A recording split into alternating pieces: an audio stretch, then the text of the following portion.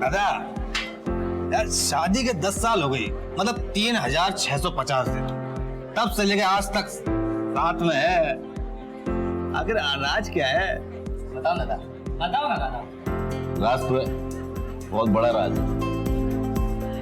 इतने दिन मैं एक ही औरत के साथ इसलिए बिता सका क्योंकि मैं रातें कहीं और बिताता।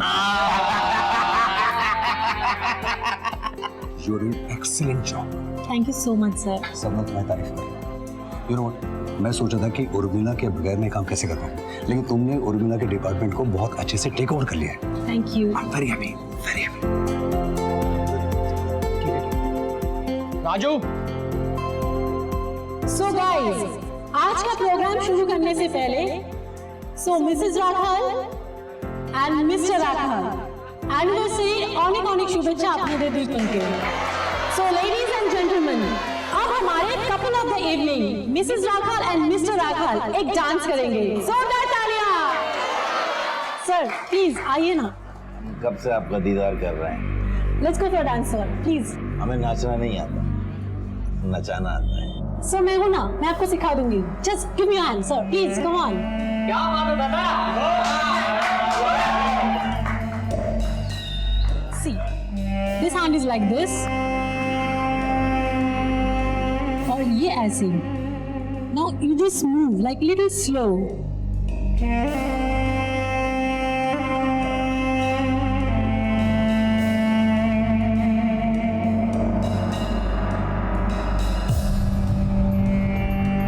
So simple. कविता जी आइए ना please, please come on, come on.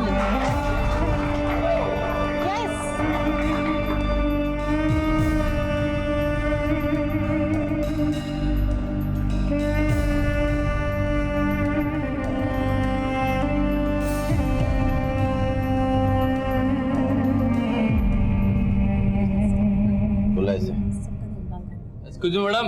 Hello. जी सर।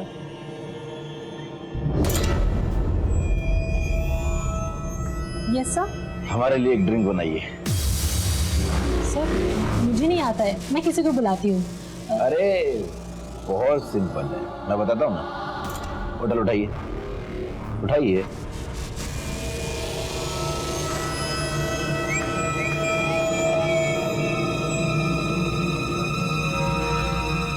अब आइस डालिए, डालिए। अब गिलास उठाइए, उठाइए। अब जब बना ली हैं पिला दीजिए। पॉइंट है, सही बोल रहे हैं। सर प्लीज आप पी लीजिए। मैंने आपके कहने पर डांस किया कि नहीं किया? तो तुम मेरे लिए इतना नहीं कर सकती? पिलाइए। सर प्लीज आप पी लीजिए। अरे पिलाइए ना। सर प्लीज छोड़िए मेरा हाथ, हाथ छोड़िए मेरा। ये क्या बदतमीजी है? दो कौड़ी की औरत मुझे बोलती है बदतमीज? हाँ दिखाओ तुझे बदतमीजी, तेरी औकात क्या है? ए छोड़ लड़की को। धक्का कैसे मारे मेरे को? छोड़ो यहाँ से, छोड़ो। क्या हुआ? क्या हुआ? सर ये कोपा के साथ बदतमीजी कर रहा था, उसे हाथ लगा रहा था, मैं छोड़ूंगा नहीं इसे। मैं बात कर रहा हूँ ना, मैं बात करूँ? Let me speak. रखा की हुए थे। अच्छा, अगर उर्मिला होती ना तो ये सब बखेड़ा होता ही नहीं था। कब आ रही है बात हुई तुम्हारी उनसे? उसके कजिन से बात हुई, कल आ रही है। अभी उर्मिला होती ना यहाँ पर तो मैं अपना हैंड मसाज कर रहा था। मेरा ना सर बहुत बुरे से दर्द हो रहा है। ओहो, उर्मिला जितनी अच्छी तो नहीं, वह हेड मसाज तो मैं भी कर लेती हूँ। तुम कहो तो करो, या फिर उर्मिला से ही करवा रही हूँ? तुम कर दो। बस तुम।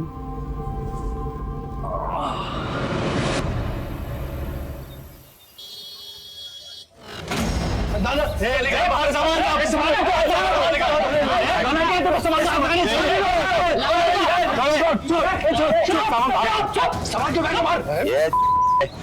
तुझे क्या लगा अपनी पार्टी में मेरी गिरबान पर हाथ डालने वालों को अपने मकान में रहने दूंगा? तो हम लोग कोई मुफ्त में नहीं रहते यहाँ पर, भाड़ा देते हैं भाड़ा। तो बिना नोटिस के ये सामान यहाँ बाहर फेंक नहीं सकते।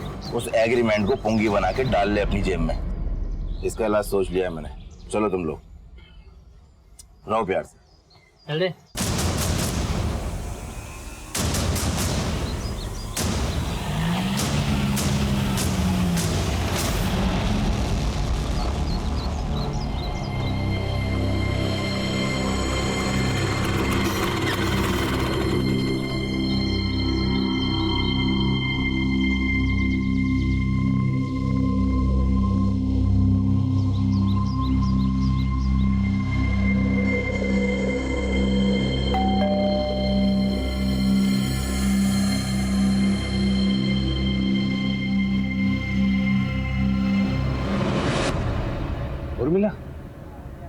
बिना उर्मिला ये अरे उर्मिला কেমন আছিস? ঠিক আছিস তো?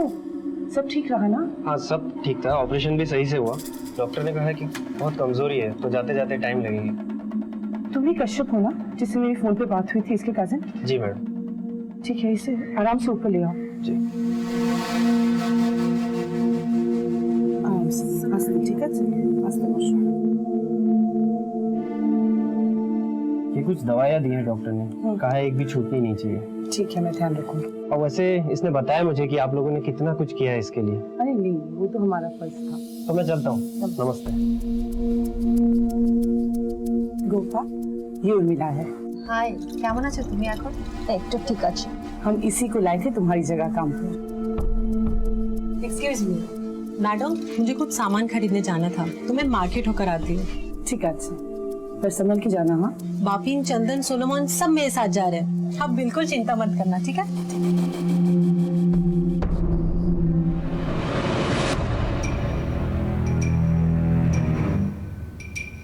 এই যে কি কোথায়? मंदिर जाती, हर मंगलवार को जाती हूँ ना। ठीक है, जाओ, पर जल्दी आना और बच्चों को भी आके सुलाना है। हाँ, जाओ। जब देखो देखना।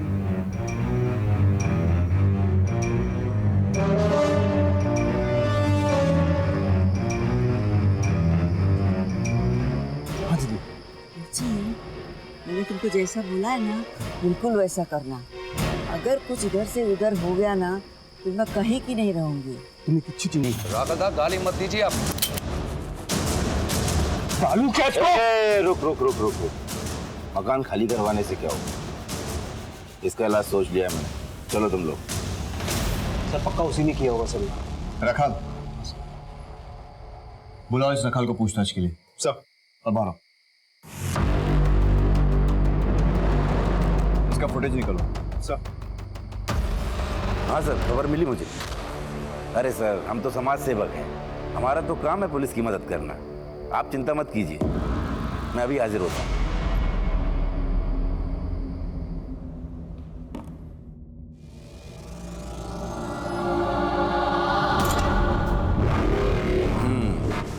लगता है काम कर दिया तूने। अब मेरी बात कान खोल कर सुन। कोई भी ऐसा काम मत करना जिससे किसी का भी शक तेरे ऊपर जाए। संभल कर रहना। हाँ सर, सही सुना है आपने। झगड़ा हुआ था मेरा आबिर से और उसके लड़के लोगों से।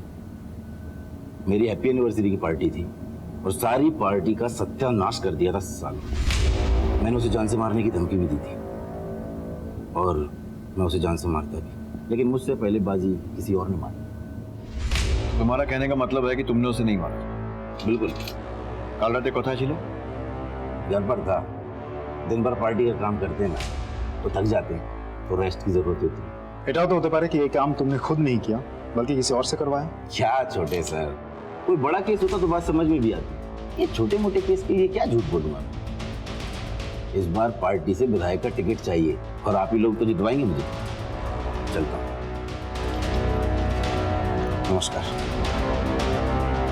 इस पे नजर रखो, हमारा प्राइम सस्पेक्ट यही है। सर राजीव, अगर ये दोनों मर्डर रखाल ने करवाए तो उसने बापिन को क्यों छोड़ दिया? छोड़ लगी को।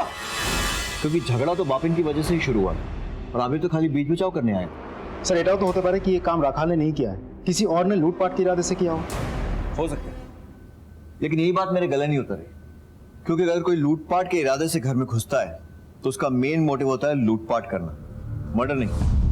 मर्डर वो तभी करता है जब फंस जाता है या फिर पकड़े जाने का खतरा होता है। लेकिन यहाँ पर बीना और अबीर दोनों गहरी नींद में सो रहे थे। इसका मतलब ये है कि जो कोई भी था लूटपाट के इरादे से नहीं आया था, इसका मोटिव मर्डर ही था। सर देखा जाए तो दोनों सूरत में एक नोटिस करने वाली बात है, घर में कोई फोर्स एंट्री नहीं हुई थी। वो पहले आबिर के कार के छत पे चढ़ के पहले माले में दाखिल हुआ, वहां उसने उर्मिला को लॉक किया, नीचे आया, नीचे आके पूर्णिमा को बाथरूम में लॉक किया, फिर ऊपर गया, ऊपर जाके जो पति पत्नी रूम में सो रहे थे उन दोनों को मारा। सर इससे यही प्रूफ होता है कि वो जो कोई भी था उसको घर के नक्शे के बारे में, ज्योग्राफी के बारे में बहुत अच्छे से पता था। या फिर ये भी हो सकता है कि उस रात घर में कोई आया ही नहीं। ये जो कुछ भी हुआ उन्हीं लोगों ने किया जो उस रात घर में मौजूद थे। लेकिन सर उस वक्त तो घर में सिर्फ उर्मिला और पूर्णिमा ही थी। अगर मान भी ले कि ये खून उन दोनों ने किया है या फिर किसी एक ने किया है और दूसरे को रूम में लॉक कर दिया था, तो फिर सवाल ये उठता है कि दूसरी ने अपने आप को बाहर से कैसे लॉक कर दिया? हो सकता है ऐसा कुछ हुआ ही ना हो और दोनों झूठ बोल रहे हैं। Sir possibilities. गोपा यहाँ नई थी। नहीं मतलब कितनी नहीं? 1 हफ्ता पहले आई थी मैं यहाँ मैडम, और वो पार्टी मेरी तीसरी पार्टी थी। आबिर और बीना को कैसे जानती हो तुम? मैं बेशी কিছু জানি না ওদের ব্যাপারে, मतलब मैं ज़्यादा नहीं जानती हूँ, बस मैंने रिसेंटली ज्वाइन किया था और बापी ने मुझे मिलाया था सर से। पार्टी के दौरान तुम सब एक साथ ही थे या कोई कहीं गया था? सर सब साथ ही थे, लेकिन सर सोलोमन कहीं गया था बस कुछ ही देर के लिए, और वो वापस आ गया था। कतক্ষণের জন্য? सर यही कुछ 20 से 25 मिनट। सच सच बता कहाँ गया था, वरना सर मैं अपना माँ को फोन करने गया था पीसीओ से। তোর কাছে মোবাইল আছে না? तो फिर उससे क्यों नहीं किया? सर उसमें बैलेंस नहीं था उस दिन। कौन से पीसीओ पर गया था? सर वो बड़ा बाजार है ना, उसके पास में जो पोस्ट ऑफिस है वहीं पर। ठीक है जा।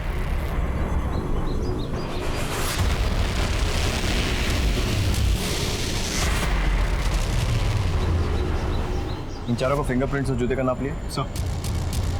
सोलोमन पर नजर रखो और पता करो कि जिस पीसीओ पर जाने की बात कर रहा है वहाँ गया भी था या नहीं।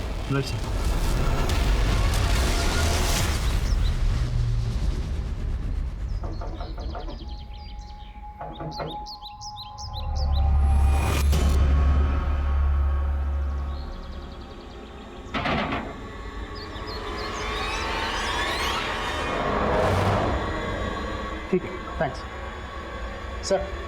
এখনই খবর পেলাম सोलोमन राखाल के घर गया था, दोनों में करीब 15 से 20 मिनट बात हुई। सोलोमन अभी भी निकला वहां से। बुला राखाल। सब सोलोमन आबिर का आदमी आया था मेरे पास। वो क्या ना कि आबिर के मरने के बाद वो बेरोजगार हो गया, पैसा मांगने को आया था, मैंने मना कर दिया तो उलट कर चला गया।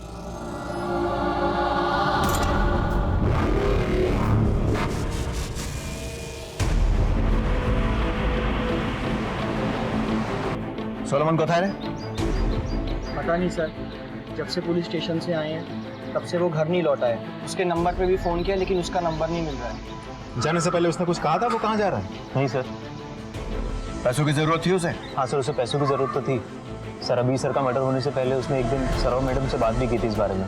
क्या 1.5 लाख? हाँ दादा, बहुत ज्यादा जरूरत है दादा। माँ का ऑपरेशन कराना है, डॉक्टर ने कहा ऐसी मत करना पड़ेगा। अरे तो दादा हमें की कर दो दादा, मैं चुका दूंगा ना धीरे धीरे सैलरी में से। कैसे चुकाओगे? कितनी है तुम्हारी सैलरी? 10,000 की सैलरी में तुम काम करते हो, तुमको 1.5 लाख में कैसे एडवांस दे दो बताओ मुझे सोलोमन। इतनी बड़ी रकम हम तुम्हें नहीं दे सकते। Not possible Solomon. ठीक है,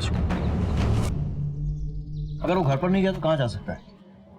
सर हाँ जी। इस केस में जितने भी लोगों के नाम जुड़े हैं उन सभी के मोबाइल के लोकेशन रिपोर्ट्स आ चुके हैं। सर उस रात पूर्णिमा और उर्मिला घर पर ही थे। सर पूर्णिमा मोबाइल यूज नहीं करती, लेकिन उर्मिला का मोबाइल का लोकेशन उसी एरिया का है जहां आबिर का घर है। और सर ये बापिन, सोलोमन, चंदन और गोपा, इनके मोबाइल भी उसी एरिया में एक्टिव थे जहां इन्होंने अपने होने की बात कही, आई मीन उस रेस्टोरेंट में। सोलोमन के बयान के हिसाब से वो पीसीओ पर था, लेकिन उसके मोबाइल का लोकेशन पीसीओ पर ना होकर आबिर के घर के एरिया का है। इसका मतलब उसने हमसे झूठ कहा कि वो अपनी माँ से बात करने पीसीओ पर गया था, जबकि वो आबिर के घर पे था। और सर हमने जो सबके जूते के नाप लिए थे उसके अनुसार मौका वारदात पर हमें जो फुटप्रिंट मिला था उसके साथ सोलोमन के जूते के साइज मैच होता है। सोलोमन आई एम श्योर यहाँ से फरार हो चुका होगा। उसके गांव वाले घर पे जाओ और पूछताछ करो। तुम आबिर के घर पर फिर से जाओ और देखो घर में घुसने का कोई और एंट्री पॉइंट है, और सीसीटीवी फुटेज भी फिर से चेक करो। आई एम श्योर हमसे कुछ ना कुछ तो मिस हो रहा है। पुलिस के शक के घेरे में अब सोलोमन था। उसका अपनी मां को फोन करने जाने वाला झूठ पुलिस के सामने आ चुका था, और साथ ही उसे यह भी पता चल चुका था कि राखाल और उसके तार जुड़े हुए हैं। लेकिन सोलोमन फरार हो चुका था और सिलीगुड़ी पुलिस की इन्वेस्टिगेशन सिक्किम में सोलोमन के गांव जा पहुंची। एक्सक्यूज मी, क्या आप सोलोमन के फादर हैं? जी। अच्छा एक बात बताइए, क्या सच में ही सोलोमन की माँ का ऑपरेशन होने वाला था? हाँ साहब, सुलेमान की माँ काफी बीमार रहती है, उसके इलाज के लिए पैसा कमाना वो शहर गया था। क्या बात है साहब, वो ठीक तो है ना? तो क्या हुआ फिर, ऑपरेशन हो गया? नहीं साहब, सुलेमान पैसा को इंतजाम नहीं कर पाया साहब। 1.5 लाख रुपया हम गरीब के लिए बहुत बड़ी रकम होती है सर। आखिरी बार कब आया था वो? 20-25 दिन पहले। सर सोलोमन के घर पे पूछताछ करके पता चला कि उसे पैसों की सख्त जरूरत थी। इतनी जरूरत की किसी का खून कर दे? लगता तो ऐसा ही है। ये रखो, पीएम रिपोर्ट और फोरेंसिक रिपोर्ट, वो भी इसी तरफ इशारा करते हैं। क्राइम सीन से बहुत इंटरेस्टिंग एविडेंसेस और फिंगरप्रिंट्स मिला। वो मर्डर वेपन चाकू जो हमें मिला था, उस पर तो कोई फिंगरप्रिंट नहीं है, लेकिन तिजोरी पर जो फिंगरप्रिंट्स हैं, पता है किसके? सोलोमन। एग्जैक्टली। सोलोमन को पैसों की जरूरत थी और आबिर के मना करने के बाद उसके पास और कोई सोर्स नहीं बचा था जहां से वो पैसे अरेंज कर सके। राखाल सोलोमन के पैसों की जरूरत पूरी कर सकता था और सोलोमन राखाल के लिए आबिर से बदला ले सकता था, क्योंकि वो आबिर के घर की हिस्ट्री और ज्योग्राफी अच्छी तरह से जानता था। और कार के ऊपर जो फुटप्रिंट मिला वो भी सोलोमन का। मतलब सोलोमन ही असली कातिल है जो राखाल के कहने पे दोनों खून किए। एविडेंस तो इसी तरफ पॉइंट कर रहा है, लेकिन वो मर्डर वेपन पर कोई फिंगरप्रिंट को नहीं मिला। इन एनी केस उसे ढूंढना तो ही, उसके against non available arrest warrant निकलवाओ। पुलिस की इन्वेस्टिगेशन के दौरान अबीर की सास पूर्णिमा का अबीर और बीना के मर्डर से ठीक 2 घंटे पहले का संदेहास्पद सीसीटीवी फुटेज मिला और घात लगा के पुलिस टीम ने पूर्णिमा को रंगे हाथों पकड़ लिया। क्या ये सब? सर मेरी बेटी और उसके पति के हत्या में मेरा कोई हाथ नहीं है सर। तो उसके मर्डर वाली रात को, मर्डर के कुछ घंटों पहले घर से मंदिर का झूठ बोलकर कहाँ गई थी आप? और इतना ज्वेलरी और कैश कैसे आया आपके पास? वो दोनों मुझे मेरा मकान अपने नाम में कर लिया और मेरे को कहीं का भी नहीं छोड़ा। और तो और वो मुझे वृद्धाश्रम भेजने को सोच रहा था, इसलिए मैं थोड़ी थोड़ी पैसे चोरी करके और इनके पास रखती थी कि मेरे बाद में मेरे काम आएगा। आपकी कहानी पर यकीन तो नहीं हो रहा है, लेकिन आपकी उम्र का लिहाज करके फिलहाल आपको जाने दे रहा हूँ। लेकिन याद रखिएगा, अगर उनके मर्डर में आपका जरा सा भी हाथ है तो हम लोग पता लगा लेंगे। देखो, पुलिस मेरे पीछे पड़ी हुई है और अगर मैं पकड़ा गया ना तो तुम भी नहीं बचोगे। सबूत है मेरे पास। हाँ, तुमने जब मुझे आबिर और बीना को मारने के लिए कहा था ना, वो बातचीत मैंने अपने फोन में रिकॉर्ड कर ली थी। सर है राजीव, कंट्रोल रूम থেকে এখনই খবর আসছে। করোনেশন ब्रिज के पास चिरा बाजार इलाके में सोलोमन का फोन कुछ देर के लिए ऑन हुआ था। उसने किसको फोन किया था ये तो पता नहीं चला, लेकिन उसकी लोकेशन हमने डिटेक्ट कर लिया है। चलो सब।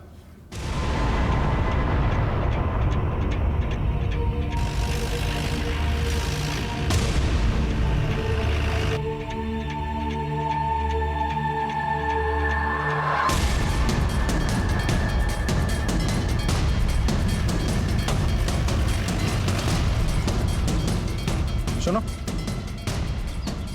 একে দেখেছো কোথাও? हाँ साहब देखा है। कहाँ रहता है? यहाँ से वो दूसरा वाला कमरा है ना, उसमें रह रहा है साहब। ठीक है सर।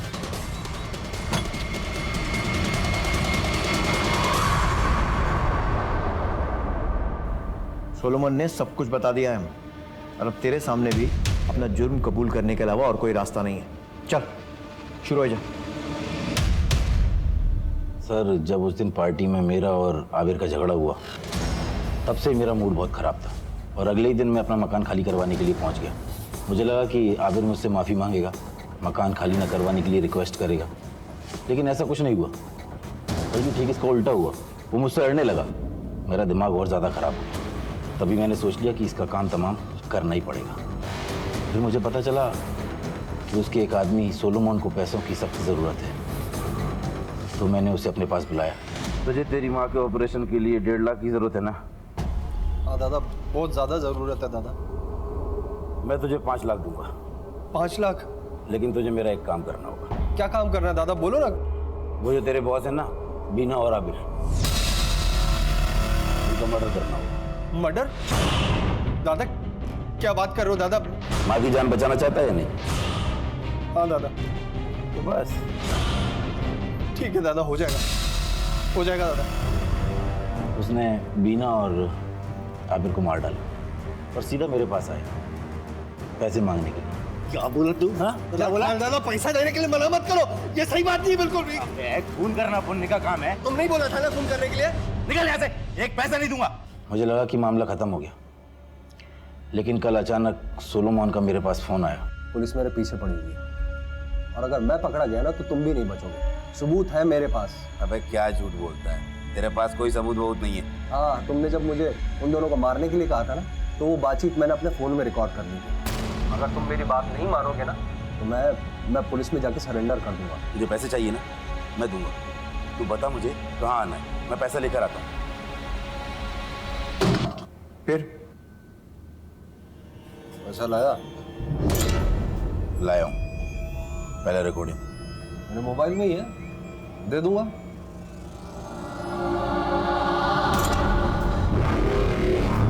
दादा मुझे कुछ नहीं चाहिए, मुझे पैसा वैसा नहीं चाहिए दादा। दादा एक बात और, मैंने आपसे झूठ बोला था, मैंने आबिर और बीना को नहीं मारा दादा।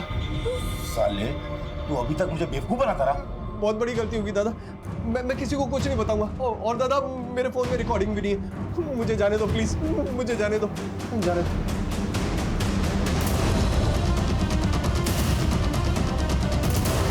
नहीं है, उसकी तबीयत बहुत बिगड़ गई थी तो उसका चाचा का लड़का आके उसको सिटी हॉस्पिटल लेके गए। वो कजिन का नंबर है कुछ आपके पास? हाँ 98213। सर, ये तो वही नंबर है जिस पर कत्ल वाली रात फोन किया गया था, कश्यप का number. Let's go. Rajiv, Kashyap के ट्रैकिंग की क्या रिपोर्ट है? सर उसी का नंबर ट्रैक कर रहा हूँ, वो लोग अभी भी सिटी हॉस्पिटल के टावर में ही हैं। उसे ट्रैक करते रहो और फॉलो करो। He is a prime suspect. मैं सिटी हॉस्पिटल जा रहा हूँ। का पेशेंट उर्मिला, उससे मिलना है। वो तो डिस्चार्ज हो गई। कब? बस अभी थोड़ी देर पहले। उसके साथ कोई और था? हाँ, उसका कजिन था सर। राजीव, कश्यप का कुछ पता चला? सर उसी का नंबर ट्रैक कर रहा हूँ, लेकिन जिस तरीके से वो लोग ट्रैवल कर रहे हैं सर, बहुत जल्द वहाँ से निकल जाएंगे। In fact they are travelling towards the main road. Sir आप मेन रोड पकड़ के वहाँ पहुंचिए, मैं पीछे के रास्ते से बाइक लेके पहुंचता हूँ बस स्टॉप।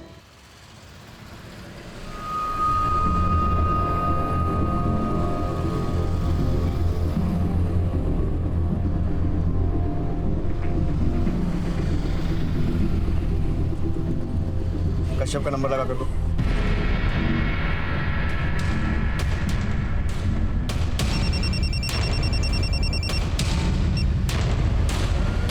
हेलो कश्यप, और कितना भागेगा? पुलिस, फंस गए हम लोग। भागो। चलो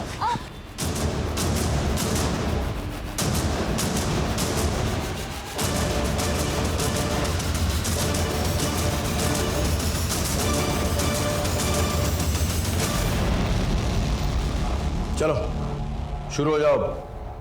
तुम्हारे आंसुओं के पीछे तुम्हारे असली चेहरे को देखना है मुझे। पता तो चले दोनों के दोनों कजिन्स मिलकर क्या खिचड़ी पका रहे थे। मैं उर्मिला का कजिन नहीं हूं सर, ये मेरी गर्लफ्रेंड है। हम दोनों एक दूसरे से बहुत प्यार करते हैं बचपन से। हम लोग के में थे। मेरे पापा मरने के बाद मेरी परिवार की पूरी जिम्मेदारी मेरे ऊपर आ गई थी, इसीलिए मैं वहां से यहाँ आ गई पैसा कमाने के लिए। फिर एक दिन अचानक से इसने मुझे अपने नए नंबर से कॉल की और कहा कि वो कोलकाता में और मैं भी फौरन चला हूं। और जब मैं वहां पहुंचा तो क्या? तो मैंने देखा कि ये पेट से थी। अब हमारे इवेंट कंपनी का मालिक और उसकी बेबी बीना, वो लोग इंसान नहीं थे सर, वो लोग परवर्ट थे। उन लोगों ने मेरे मजबूरी का फायदा उठाया, मुझसे गलत काम करवाते थे। कब से चल रहा था ये सब? पिछले 1 साल से। तुमने इसे रोका क्यों नहीं? किसी से कहा क्यों नहीं? पुलिस में रिपोर्ट क्यों नहीं की? कैसे करती सर वो? जब आबिर ने इसका रेप किया तो बीना ने इसका एक एमएमएस बना लिया था, जिसे दिखाकर वो लोग इसे ब्लैकमेल किया करते थे। और मैंने तय किया कि मेरे उर्मिला की जिन्होंने ये हालत की है, मैं उन्हें छोड़ूंगा नहीं, मैं उन्हें मार डालूंगा। मैंने फैसला कर लिया। तू बता, तू भी यही चाहती है ना? साथ देगी ना तू मेरा? बोल। मैं इसे लेकर आबिर के घर पहुंचा और मैंने सबसे कहा कि मैं इसका कजिन हूं और मैं इसे यहाँ छोड़ने आया। और इसे छोड़ने के बहाने मैंने पूरे घर का नक्शा अपने दिमाग में बैठा लिया था। और मैंने उर्मिला से कहा कि जब सब सो जाए तो मुझे वो रात को फोन करे। तुम आ जाओ अभी, कोई नहीं है, मैं दरवाजा खोलती हूँ। मैं तैयार था। मैं ओवरकोट पहनकर आया ताकि अगर कोई मुझे देखे भी तो पहचान ना सके।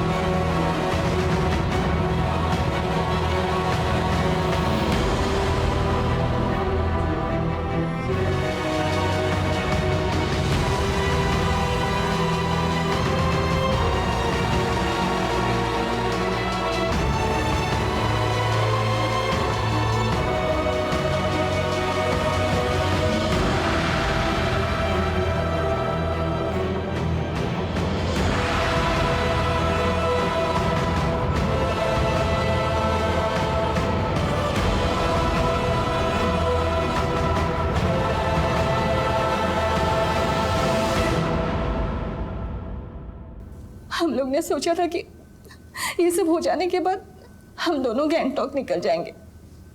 हम लोग निकल भी जाते सर, पर आप लोग आ गए। मानता हूं कि तुम्हारे और उर्मिला के साथ गलत हुआ, लेकिन तुमने जो अबीर और बीना के साथ किया वो सही था। तुम्हें क्या लगता है तुमने उन्हें उनके गुनाहों की सजा दे दी? तुमने सजा दी उन मासूम बच्चों को जिसमें उनकी कोई गलती भी नहीं थी।